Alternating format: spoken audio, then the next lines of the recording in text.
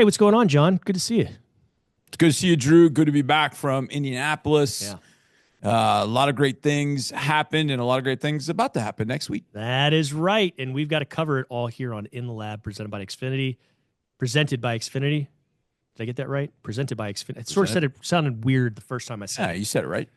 Yeah, man. Lots going on. Free agency is coming. And it started sort of very quietly. It's always going on, but it ramped up a little quietly at the Combine last week. Mm-hmm. Backroom deals. Well, we had Nick Casario on to with what you said, Drew. He said, well, there's legal tampering, which is next week. Yeah. And he said, then there's illegal tampering, which we call the Combine. Yeah. He said that on the air, and Mark and I looked at each other like, did he say that out loud? They're talking. He said it out loud. There's lots of chit-chat. There is a lot of chit-chat at the Combine, including fighting between Jordan Schultz and Ian Rappaport. So, boy, you missed that one, I heard. God dang, I was so mad. I was texting you about it. I was so mad because we walk right by that thing every day. You know exactly where it is. It's right there in the corner. Yep. And the next day, Mark and I had to drop something off at FedEx before we flew home, all our banners and stuff. And so there had to be 100 people out there. And I joked on Twitter. I said, yeah, I'm waiting for round two. But it was just people wanted a good cup of Joe in the afternoon, I guess, at that point. So weird. Hey, man, I'm really pumped about Dare Ogunbowale re-signing with the Texans. If you missed it, you guys talked about it on Texans All Access on Wednesday night. But if you missed it, right before the new league year gets going, Texans lock up Ogunbowale, one of my favorite players in franchise history. Yep. I mean, it's his second go-round with the team. He was here as a rookie, didn't last very long in 2017, and it didn't get publicized ever, but he actually could impersonate Bill O'Brien, which I thought was funny. Yeah. You know me, I like impersonating folks a time or two, and so I respect that. But then he comes back, and he's made field goals for this team. He has gotten loose on fake punts for this team. He's made one of the best hits on special teams ever. That against the Bengals in Cincinnati. Yeah, I mean, he ran through a dude. Yeah. Legally. Yeah. Legally. So I'm just a fan of Dare's. Really cool story. Good to see him. So let's raise a glass to Dare Ogunbowale, raise a Modelo. Congrats to him on sticking around. Happy spring break to you, Dare. Let's talk a little bit about what you saw at the Combine and how it's really more about how much has the Combine jiggled prospects that you think the Texans will or won't now have a shot at. Meaning you went into the Combine and you thought this, but after the Combine, did really much change for you in terms of some of the names that we've seen the Texans being in the mix for? And in reality, they might not be in the mix for them at all. They might not give a rat's what about some of these guys that the experts that we think they might be going after. How much did the Combine affect what maybe the notions were going into Indianapolis? I don't think much. I know for me, there weren't that many guys that I went, oh, I didn't expect that. Now, you try not to, I know I've tried to do this for a long time, but it's like I shouldn't go into the Combine with any surprises. Right. Like I texted you the night before Nick Ogunbowale from South Carolina. Safety, was tested. And I was like, okay, this dude's going to test through the roof. I think, man, 6'3", 220. He tests the way that I think he's going to. I think people are going to jump all over it because a lot of times that's not a guy that people have been paying attention to. And I watched him during the season. And as I go through the season, I don't get a chance to spend as much time on my Harris 100 as I like. But I remember as I was I had a working document. And I remember at one point during the season moving Ogunbowale up to like 20-something. And I thought that he's going to be in competition with Malachi Starks if he tests well. Then he tested like we thought he would, and maybe even better. But I didn't move him up to like 10. Where do you have Starks, by the way? I have Starks right around the spot I have Ogunbowale. Like Ogunbowale, like I haven't solidified it, Drew, but you know what? I say that. And yet the other night I spent like hours on it. But essentially you think he's one of the 25 best prospects. Who, Ogunbowale? In this draft. Yeah. And Starks, too. And Starks, yeah. Yeah, okay. In fact, I got Starks at 25. I got Ogunbowale at 20. Okay. So Now, like I can promise you, that was my first glance, putting it all, long story, but how I put it all together takes a long time. But that's kind of where I have it right now. But I was actually just watching Malachi Starks this morning. In fact, I've got it sitting right over here. I got Georgia and Texas up on my screen, and I watched in that game. There's so many prospects in that game. It's taking like an hour to get through like 25 plays. But Starks makes a couple of plays there. You're like, holy smokes. Now, he's not the physical specimen that even Wari is, but you talk about a football player. And therein lies, okay, what separates a guy that runs 4.5 versus a guy that runs 4.3 something?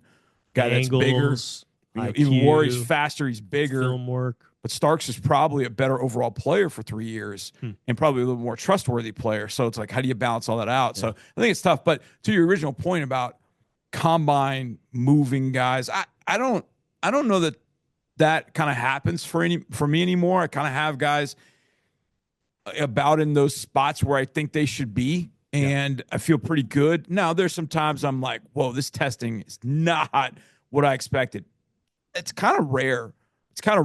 But that happens. Obviously, okay, I thought this guy was faster. I thought he was this, but then you look at him in comparison to other guys that I like, maybe I should move him down a little bit because the lack of speed or the lack of upper body strength or, his 3-cone time was not tremendous. I won't absolutely hammer a guy, but if the test for one, like DK Metcalf's a great example. He's in the news about being traded, all that kind of stuff. But I remember DK did a bad 3-cone and everybody just like, what? Well, didn't everybody say, yeah, he's great if you only want 9 routes? Right. And exactly. And he's been a really good receiver ever since. And it was like you can't get really focused on one event. But if you look at all the testing and it's like, boy, he's not good at any of this testing. This doesn't bode well. If it's one test that's not great, okay. But if everything else sort of checks out, then all right, you can slam a guy for one testing event. You never know. I mean, it's like, the Wonderlic test. If you just happen to take the Wonderlic at the combine, or a test of that ilk, which rest I don't know. Rest in peace, Wonderlic. Yeah. Rest in peace, Walking Wonderlic. We didn't do that this year. Yeah, rest in peace, S2. You don't hear about that too often. So, yeah, I mean, you take those tests at like midnight after a long day of testing and interviews and all that kind of stuff. Of course, you're going to not score great. But either way, point being, if you look at it holistically, you should have a pretty good idea of what guys are going to do going in. And I think where you get, oh, this guy's a big mover on the board, well, that's for a lot of media members that either haven't been paying attention or they're NFL people that are just kind of learning about these particular prospects. And that's to me is where you get more of the change in the movement because of the combine. Well, so this week the combine or post-combine mock draft roundup came out, and it's an interesting exercise because the numbers each week or each time you do one of these mock draft roundups rise. Meaning, I did one start of February, and there were maybe 20-some mock drafts. Right. Now, listen, there's thousands and thousands of mock drafts out there, but just because some guy in Tennessee or in Wyoming is an NFL fan and does a mock draft, I don't necessarily include it in the mock draft roundup. Right. But, if you're a media member and you've been around, you get included. So those were kind of the more reputable ones. 25. It went up to 37 the second time I did it. Yep. It went up to 45 this week. I also took a few off that they hadn't done a mock draft since like January. So I'm not going to include them in the mix. Sure. But it rose to 45, and the most mocked player to the Houston Texans in this third mock draft roundup was Alabama's Tyler Booker. But reading everything and hearing what you've said about him, it doesn't sound like he's going to be there at 25. And if the Texans are going to take him, they're going to have to move up to get him. But he was far and away the most mocked player to the Texans, 9. Excuse me. Wide receiver was a very popular choice. Emeka Egbuka from Ohio State, he was the second most mocked. But you also had Luther Burden from Missouri. He got a lot of votes this time. Sure. Matthew Golden from Texas, he had 3 people mocking him to Houston, and like fairly reputable folks. Yep. But lots of O-linemen and lots of wide receivers. Defensive tackle a little bit, but those were the 3 most mocked positions to the Texans. Couple of things. Number one, the offensive lineman or interior offensive lineman, depending on how you look at it, make a lot of sense because I just don't know. No, I do know. I don't love this interior offensive lineman class. Now, it doesn't mean that there aren't guys that I really like in it and I love. And I love Tyler Booker, just up front. Love Tyler Booker.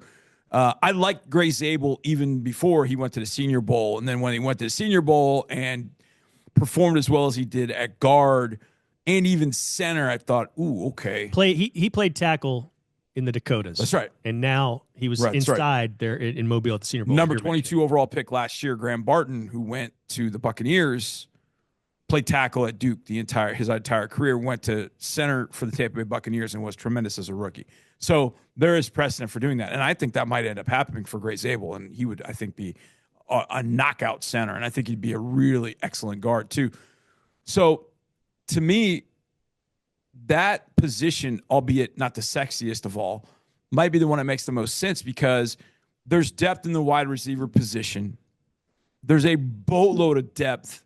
And we did this in our mock draft we did a couple weeks ago. Simulator, yeah. When we did that, I think we went with defensive tackle first, and then we may have gone with another defensive tackle again. We did. What ended up happening is when we got to the fourth round, now obviously this is a mock draft simulator, so it's not perfect. But it's the way I'd been thinking, and I kind of fell into my own trap, and that is there's so many good interior defensive linemen. It's kind of supply and demand. Where there's not as much supply, we need to strike. Right. And that's interior offensive line. Defensive tackle, interior defensive lineman, I think there's more of.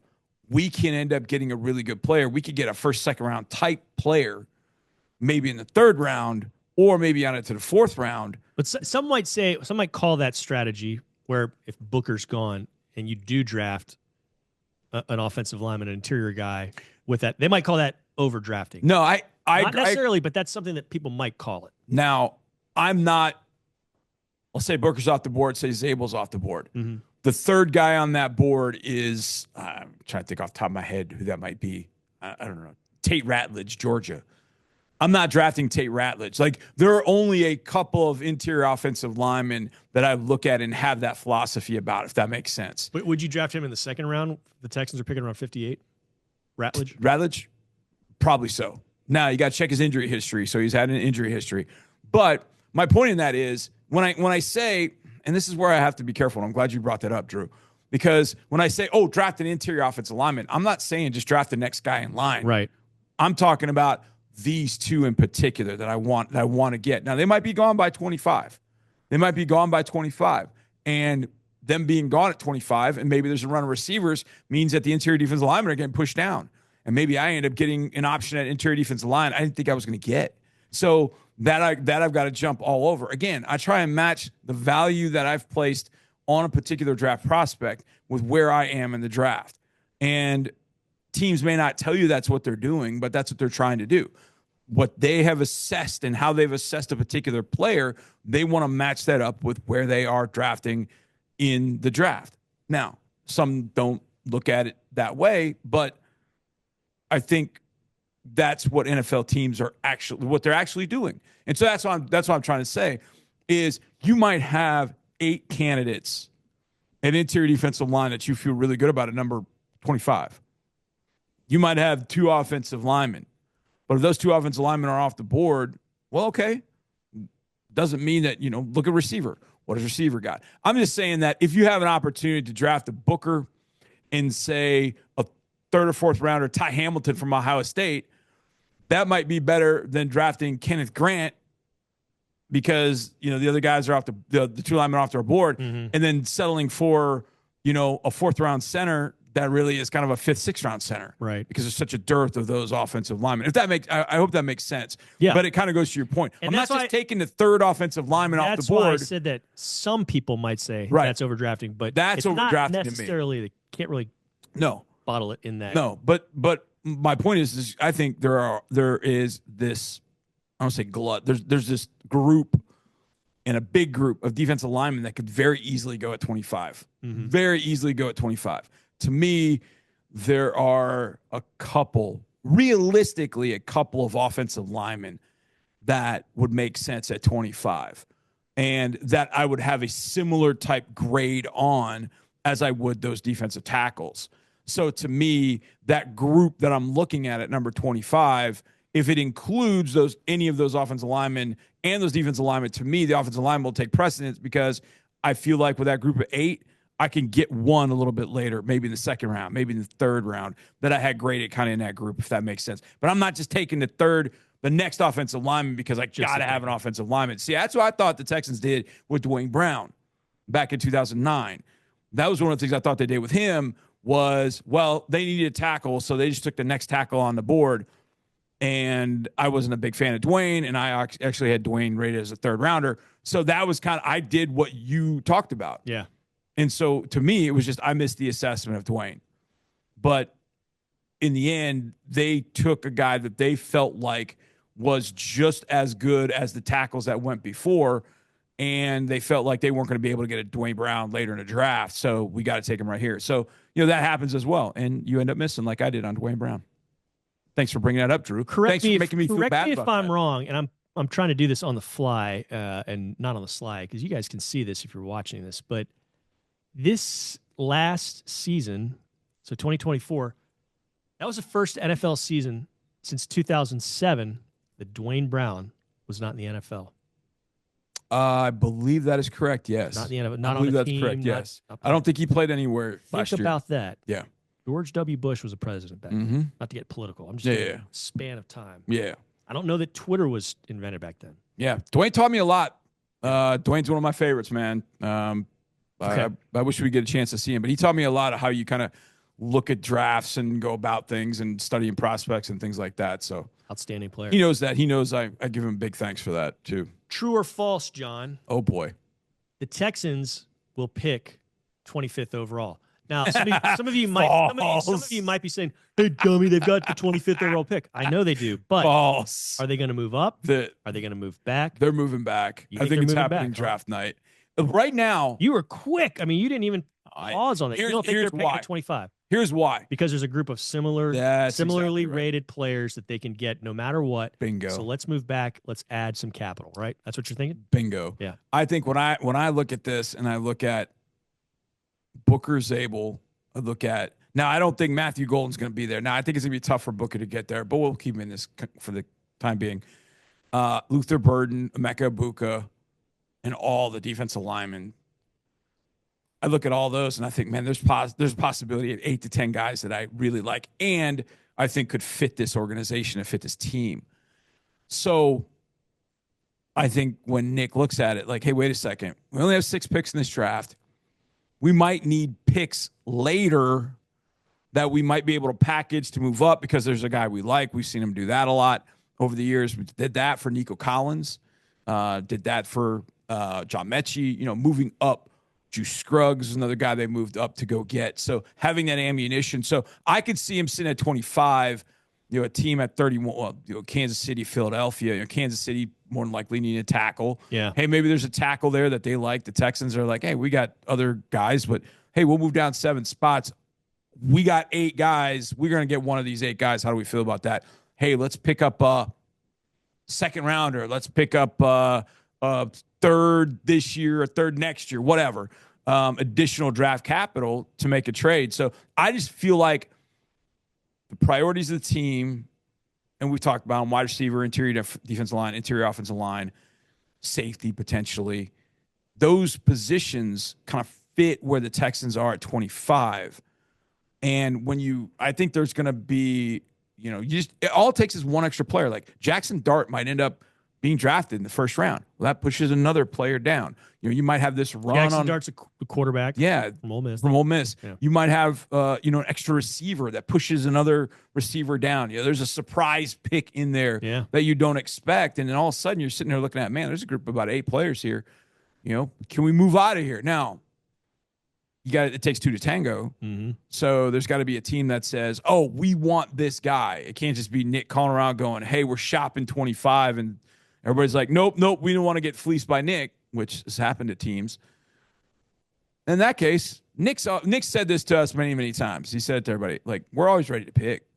We're always ready to pick somebody. But could he end up picking up some additional draft capital? Maybe pick up another player. Maybe it's a draft capital and a player. Hey, you get a third and, I don't know, another player, position player. for number 25. Maybe that happens. Most of the time it's trading draft picks because that's easier to value. How do you value 25 versus, the draft value chart, all that kind of stuff. But I just think there's going to be this pod of players that is not small. And that's been his philosophy. When that's the case, can you trade down and move out of that opportunity? And then last year, look, they ended up with Kamari Lassiter. No one's complaining. But I think when they made the trade with Minnesota going from 25 to 43, I think they thought the same thing, that from 20 to 25 down to about 45, that there were all players in that pod they felt really good about. That one was going to be there at 25, one was going to be there at 43. But I think in the end, there were a couple players that kind of had their eyes on, and they couldn't get back up like they thought they could or wanted to. And they quote unquote settled for Kamari. It ends up being that he should have been one of the candidates for Defensive Rookie of the Year. So it worked out. The philosophy ends up working out. But I think in their heart of hearts, they maybe thought, maybe we can get back up there. Either way, if they move out of 25, I think the lesson learned from that is we're not going to go all the way to 43. Like we'll go to 31, 32 back in the first round. We'll go to the top of the second round, whatever it might be. But we're not going to go 18 spots. Even though I do think it's a similar draft in that guys at 20 through 50, you could slot them in a lot of different ways. It's just that what the priorities seemingly are going in, I think it fits where the Texans are at 25 really, really well. Cool. All right. Free agency's coming up, so public service announcement, unsolicited advice from an old man. Next week on Tuesday and Wednesday, when the Texans have not signed 1998 Randy Moss and 1987 Jerry Rice and 1987 Reggie White. Yes. Chill. All right? Than't you. Say that again, please. Just chill. It's going to be okay. Chill out. This team has been very active on the very opening days of free agency, but they've also sniped in the weeks afterwards, in the days afterwards, in the months afterwards, and gotten very, very productive guys later on in free agency. It's going to be all right, okay? Just relax. Okay. Last year, day one, they had agreed to terms with Azeez Al-Shire, Nico Autry, and Foley Fatukasi. I mean, that was day one, and people were still freaking out. Yep. Now, I think more fans know, Drew, that, okay, we don't have as much money that we did last year. I think last year was kind of one of those years where it's like we all as fans thought about, well, we got all this money, spend it, because that's kind of what you do when you have all that money. Freaking spend it. And they did. But it didn't happen overnight. It didn't happen on day one. Yep. And by the way, when was the Stephon Diggs trade? Later. April 3rd. Yep. So weeks after it. So it's relax. Things will happen. It's going to be okay. Has to in a team building process. We're all good. Also, right before you and I sat down to record this, saw an awesome clip of Randy Macho Man Savage from probably late 70s, early 80s, doing this interview about his baseball career. Yeah. And you and I both love baseball. Yep. I'm coaching some baseball. I love the Macho Man, too. So, here, let's give him a cream of the crop. The cream of the crop. Thank you, Macho Man. We use that during the season quite a bit. But anyways, go check that out. And it gives me this opportunity to put up a picture of me, two pictures really, with the Macho Man. Put those up now. This was in 2001. Had a good time. I used to be a producer at a TV station that doesn't exist anymore. It's called TXCN, was called TXCN, Texas Cable News. And I was a sports producer, and we would have a sports talk show every single night of Monday through Friday.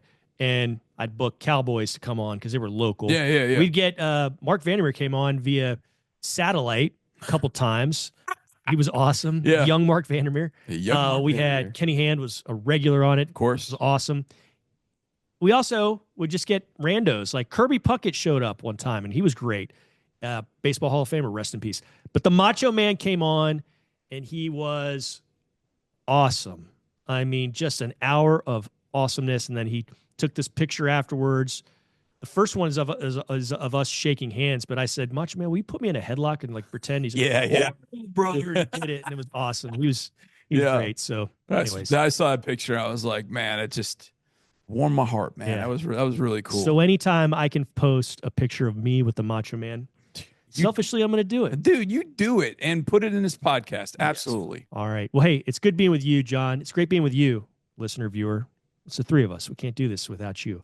So thanks so much for checking us out. We'll be back again next week, and it's going to be a doozy. This is In the Lab, presented by Xfinity.